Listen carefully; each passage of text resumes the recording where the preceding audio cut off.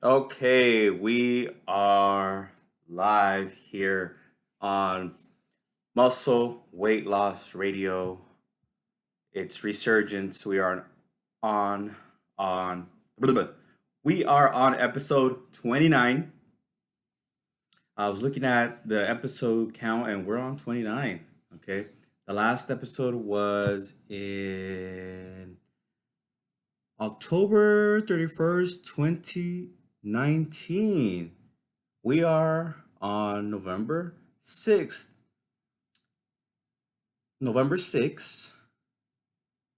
2022. I don't know why it was hard for me to say 6th. Anyhow, we're back and let's hit 100. Okay. I'm going to bring in people who want to know how to burn fat and lose weight.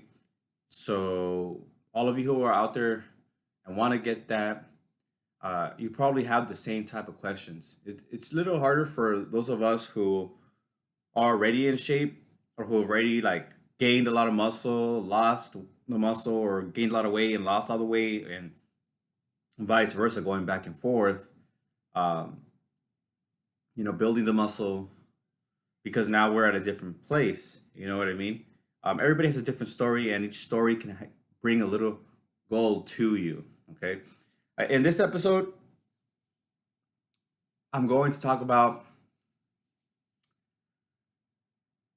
a a myth, and I'm going to debunk that myth. Okay.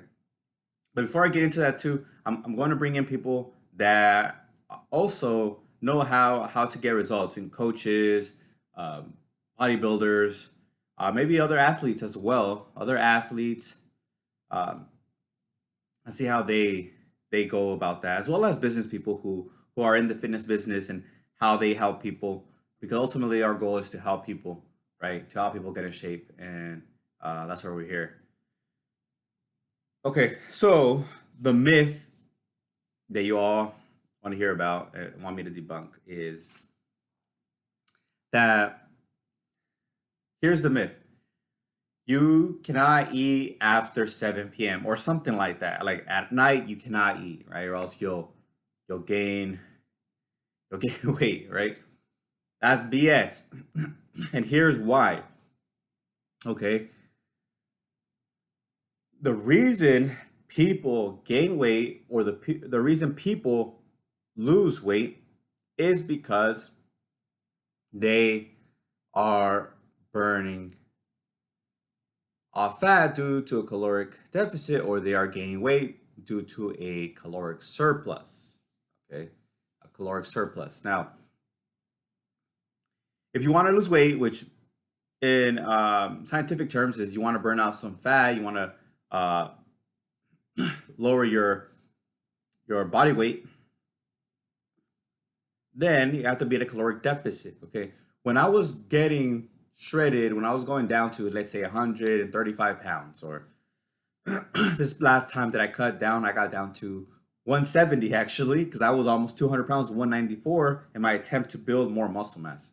Okay, I had to do the same process. I had to be at a caloric deficit. Now, when I was new and I didn't know about the hunger pains, what I would do is I would finish my caloric intake, and I was like, okay, yes, this is my last meal. It's 7, right?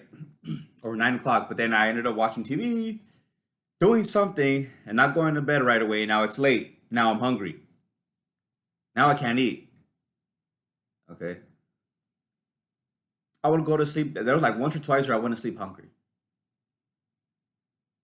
Okay. In an attempt to reach my goal. Okay. Be at a caloric deficit. So I had to reevaluate things and I had to say, okay, how do I prevent this from happening? One, eat right before I sleep. Two, have some low calorie foods that are mostly like fiber, like a salad. Okay, a salad.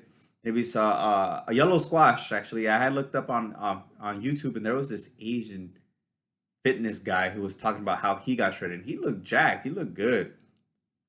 You know. So I did that. I implemented that into my practices. Okay. So this is the reason why eating after 7 is bullshit. Okay, I ate after 7. I ate right before I slept, and the next day I lost weight. I burned off some fat.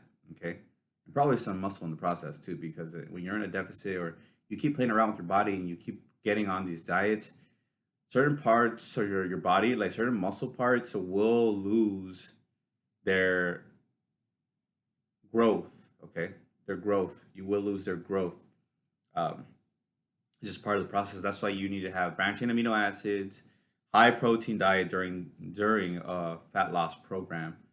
Okay, so that's the simple way to go about it. Um, that's one of the myths that I had to debunk. That was one statement somebody has said to me. They said, "I thought you couldn't eat after 7 or at night, or else that you'll gain fat." I'm like, "No, it's all about calories. Okay, it's all about calories. You can eat candy and lose weight and burn off fat." There's a study, and I like. Oh, this is a guy who I should bring on, Michael Matthews. Um, could be wrong, but he's the one who wrote. I think it's called Bigger, Leaner, Stronger. Okay, it's a very good book. It's very dense because it has a lot of scientifically based information, and he goes into the researchers, which is really cool. I think that's why I did so well because there's not going to be haters and, hey, who said that? This is BS, you know, right? A lot of what I say has been researched. I've read articles or I've read them in books, and they're from people who are credible. Okay, that's why I have the results. That's why I have lost 30, 40 pounds. You know, that's why I could go to almost 200 pounds, then come back to 170. Right now, I'm around 165, 165, and it's a good place for me to be. It's not too big, not too small. It's a place where I can grow my muscle. Um, yeah. What's another one that I can debunk right now if it comes to mind? Something that people have asked me.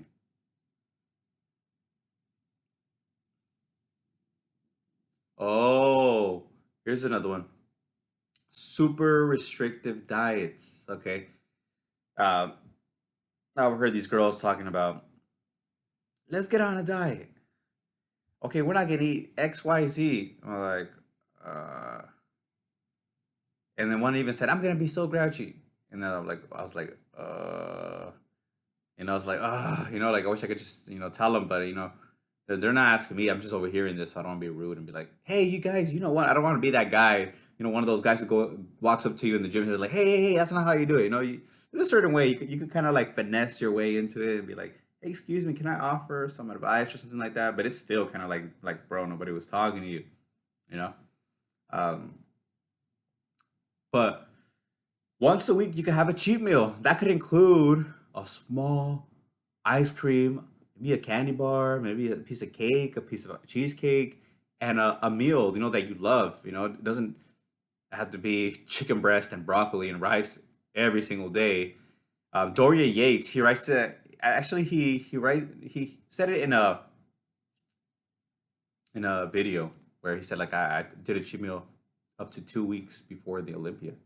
And that guy was jacked and massive. Even until today's standards, nobody has a back and lats like him.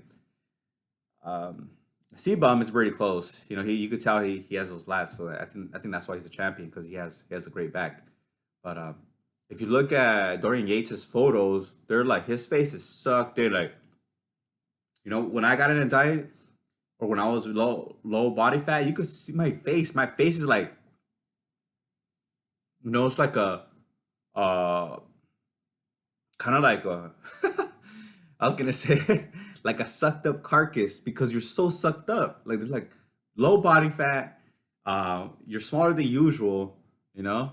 So you can see the difference between your face when you're like at a nice body fat, like around 15%, hovering above or below 15%. I'd say 50% is a good amount. It's a good range, being more or less for both men and women. 10 to 15 for men, 15 to 20 for women, because women um, have a higher body fat percentage, and it's better for them because of their reproductive system. So, um, you can eat what you want, even on a on a caloric deficit. It's called a cheat meal, and the reason for a cheat meal, it also has uh, metabolic, or I want to say reasons for your metabolism. Okay, what it does to you is it shocks your metabolism. It's like your body understands that there's food around so that it can increase its metabolic rate. Because when you're dieting, your metabolism begins to drop. Why? Because your body wants to be at the same weight. It's called homeostasis. Okay, it wants to be at the same place. So every time you do a cheat meal, you have that little cheesecake or a piece of cake that you like or that ice cream. Guess what? Your metabolism goes back up just a little bit. So the next day or two, you actually begin to see more results.